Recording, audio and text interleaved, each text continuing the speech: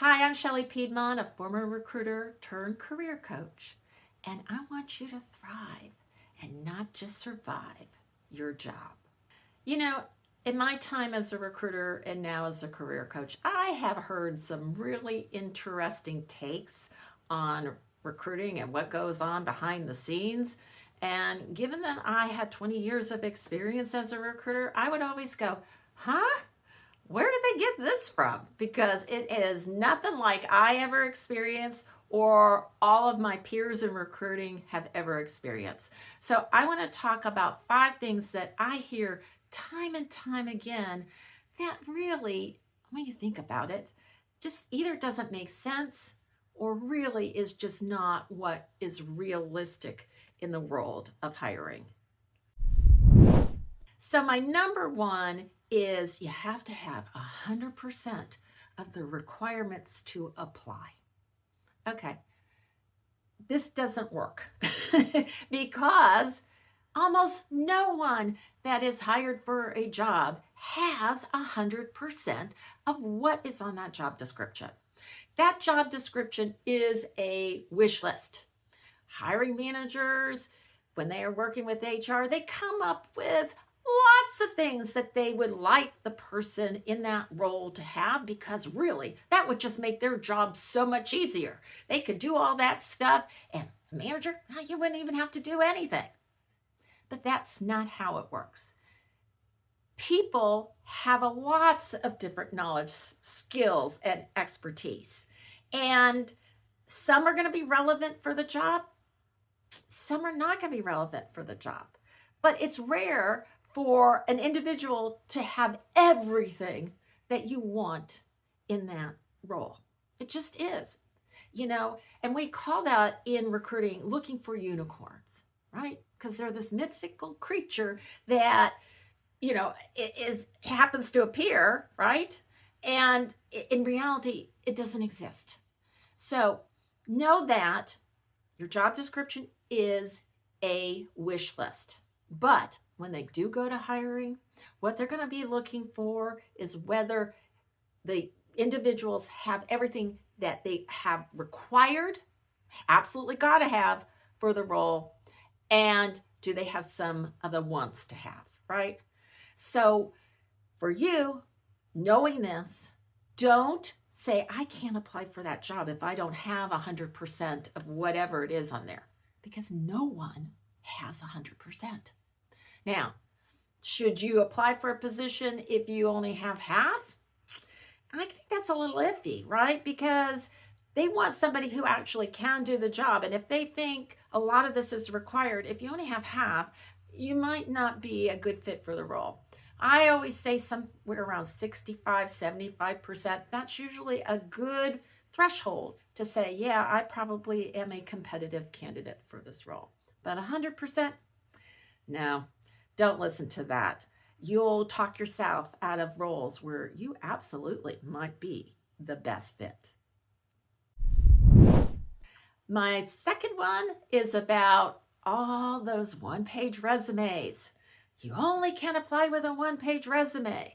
Recruiters won't look at any resume that's more than one page. Okay, let's talk a little bit about that. So for some people, a one-page resume is appropriate. If you are early career and you don't have a lot of work experience, then yes, a one-page resume is appropriate for you. Now, the thing about this is if you have 20 years of experience and 20 years of relevant experience, then going to a 2-page resume strategically might make sense for you because you want to show all of what you have that aligns with the job description. And actually not putting some of that on could hurt you if that recruiter, whoever's screening you, is looking and saying, they don't have this. And that could be a problem when in fact you do, right? So recruiters would love to read shorter resumes, of course. But more importantly for recruiters is that you have all the information there for them to be able to decide if you are qualified for the role, okay? So that should be your criteria for how long your resume is. Is all the information there relevant to the role to determine whether you would be a good fit? No more, no less. So for someone like you, maybe a 2-page, maybe even a 3-page would work. So please ignore that you only can have a 1-page resume. It might work against you. The third thing I hear sometimes is your online presence doesn't matter. And this probably used to be the situation, but now I would totally disagree with this because many organizations do look at your online presence because it gives them a picture of who you are. Now, if it's all public, then, it's free for them to go ahead and do that. You haven't restricted your online information, so anyone can take a look. And they may be looking at what you are posting, what you're commenting, to get a sense of whether you fit in the culture or not. Okay?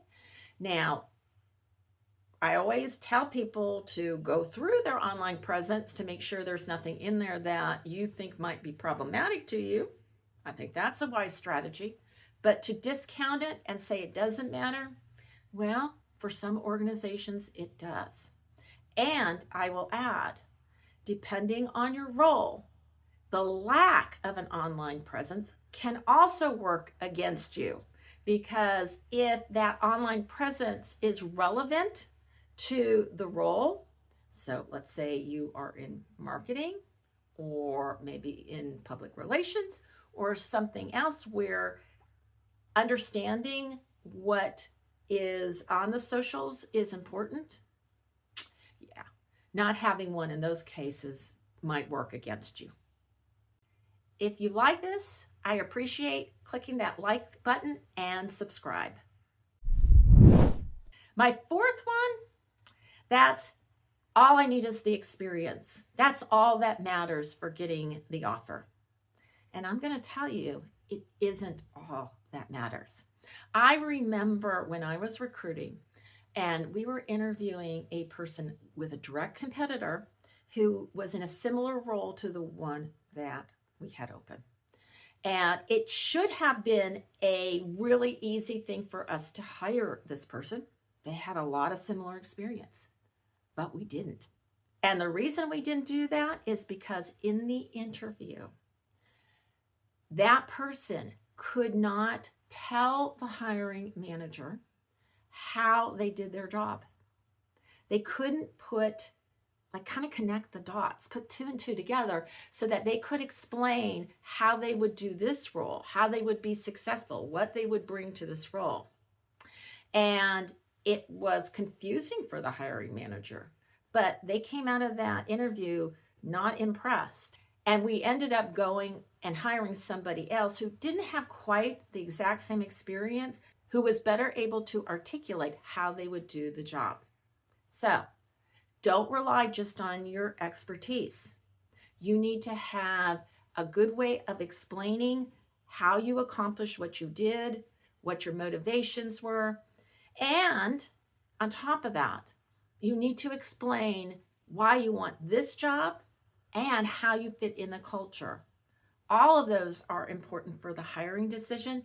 So when you are going into interviews, make sure that you're able to discuss all of them in a way that that hiring team can have confidence that they know exactly how you're going to perform and how you're going to be in that role.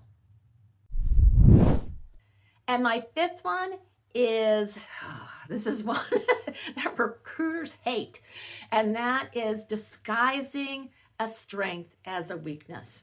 Now, I have never been in favor of asking, what is your biggest weakness? I think it's a dumb question, and lots of people don't know how to answer that anyway, and you get a lot of wasted time because no one's actually dealing with the matter at hand. And part of that is because people often disguise a strength as a weakness. I care too much about my work, or I work just too hard. I need to pull it back. That kind of stuff. It doesn't make you look good. Okay? They ask the question because they really want to understand what you think your biggest weakness is. And more importantly, what are you trying to do to help you overcome that? And that is really the crux of it. So, this other stuff, it's mumbo jumbo. No one likes it. And it's be better for you to not to answer that question than to go in that direction. It doesn't help you. I hope you found this helpful, because nothing makes me more angry than to hear job seekers believing some of this and then doing things that actually work against them. Okay? So be smart. Okay? Understand the process. Listen to what recruiters have to say about how it works from their end. Take that information, strategize for your situation, and then it will help you find opportunities and be the best candidate that you can be.